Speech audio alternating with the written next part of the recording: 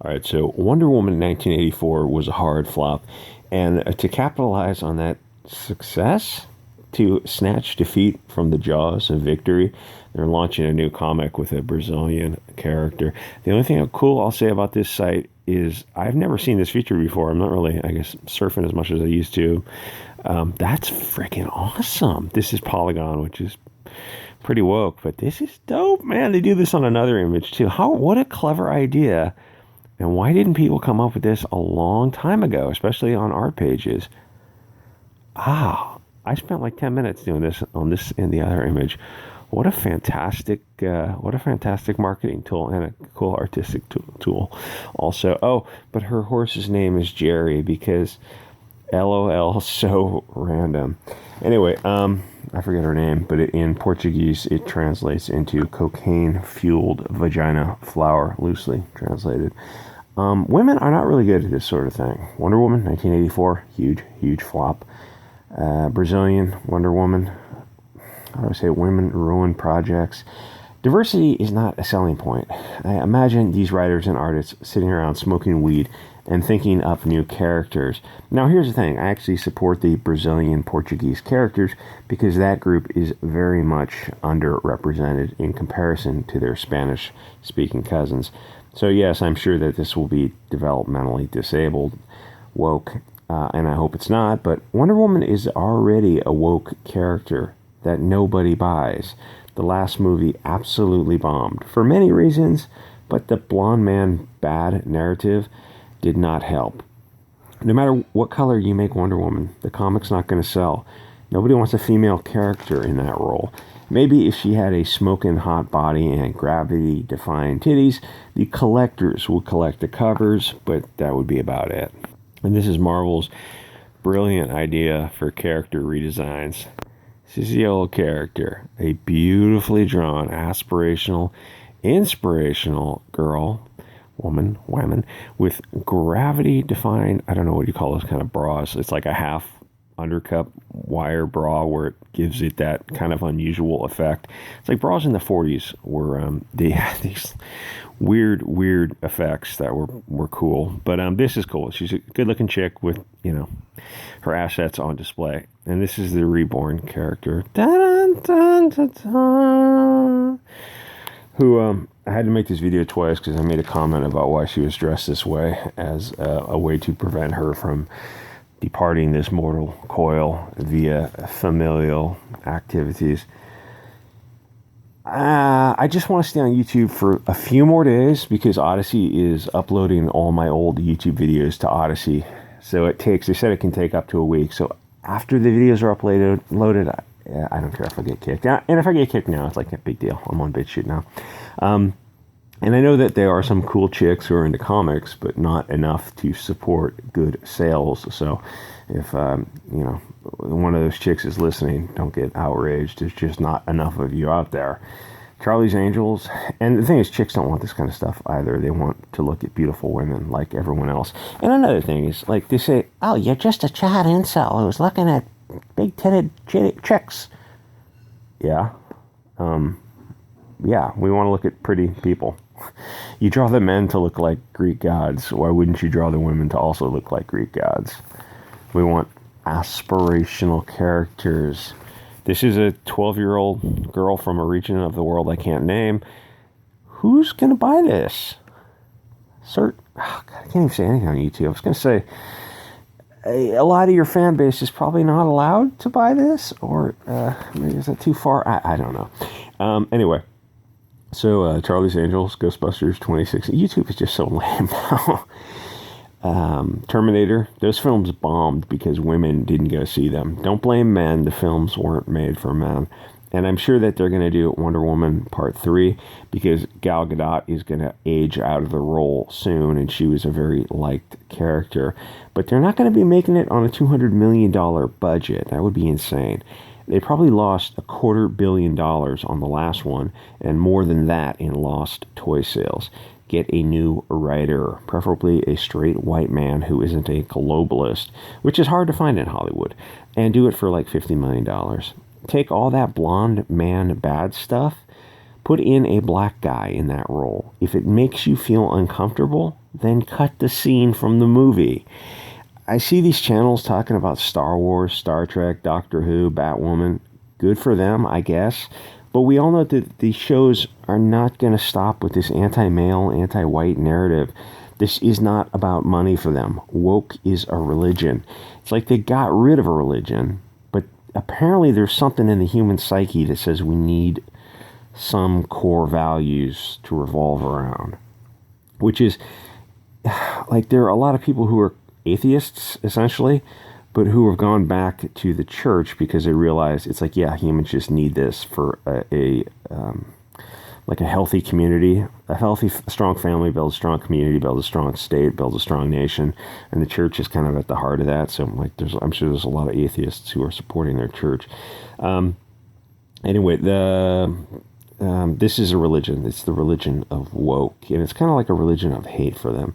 They feel that they're on a mission from God to tell the audience how much they hate blonde and red-haired people. Literally, 90% of the antagonists in every future film is going to be blonde or red hair. I'm trying to say that I think Hollywood is sort of over, which I'm okay with.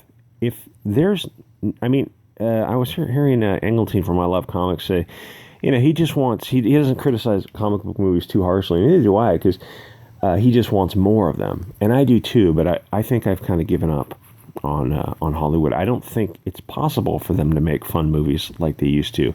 Think of, I don't know, movies from when you're a kid. Goonies, Ghostbusters, The Real Ghostbusters, E.T., whatever, there's Indiana Jones. All those movies are either politically incorrect in their entirety, or they have so many critical scenes that are now politically incorrect that you just couldn't remake them. You couldn't make films like that again. Oh, we're going to have to change a few little things. Yeah, but once you change something, it's no longer what it was. You took something great, and unless you're a master creator, you're not making something great. You're making something less than. Yes, but it's more diverse. But that's not a selling point.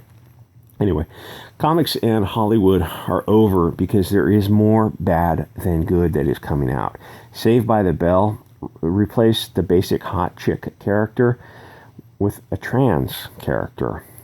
I look around, I see these peak Weimar conditions. Continue to buy beans and rice. So you got a trans character in this high school, I guess?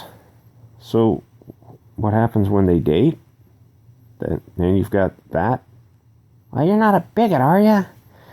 Kids are easily impressionable, is all I'm saying. Nobody is buying Kamala Khan or Wonder Woman. They don't care. This is a subsidized division for them. Put simply, they are willing to take a financial loss on these comics and movies to push a narrative. This is about brainwashing for them. And, it's almost going to be a relief when I get yeeted from Google Tube, because the things that these people are doing are really bad. I understand the people who use social media as their job and they're remaining silent, but I also hate them just a little bit because they're fiddling while America burns, which sounds hyperbolic, but I don't think it is. YouTube is a golden cage for them. It would be a tough choice to have to give that up, I understand. Pop culture was on this slippery slope for decades, but now there is nothing left of value. Even It's Always Sunny in Philadelphia got woke. They did an episode about respecting pronouns and that men belong in the ladies' room if they feel that they do. That was a sad episode to watch.